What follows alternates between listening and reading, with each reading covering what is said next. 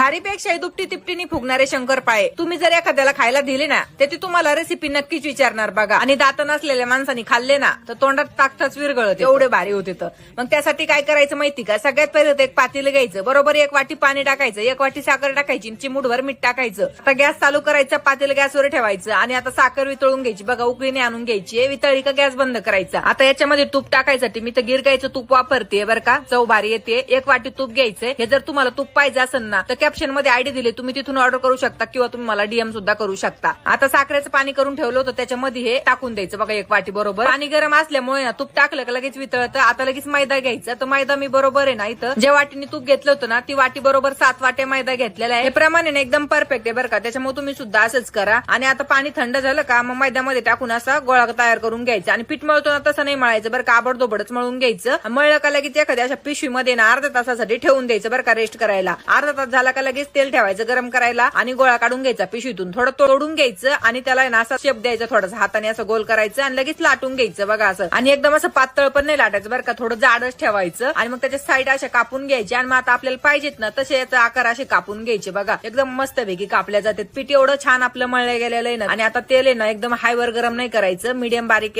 गॅसवर गरम करून घ्यायचं आणि मग त्याच्यामध्ये टाकून द्यायचे. आणि आता शंकरपाळे तुम्ही किती पण टाकू शकता, तेलामध्ये बुडते तेवढे बघा मस्तपैकी. किती जरी असले ना तरी छानपैकी तळून निघतात बघा. फक्त तळताना ना गॅस हाय नाही करायचं बरं का, टाकताना ना थोडा मीडियम ठेवायचा, नंतर परत बारीक करून असे तळायचे, परत मीडियम करायचं, असं करून तळून घ्यायचं. मस्तपैकी कलर येतो बघू शकता. आता काय म्हणता तुम्ही या शंकरपाळ्याला, किती मार्क देता लवकर कमेंट मध्ये सांगा बरं. तुम्ही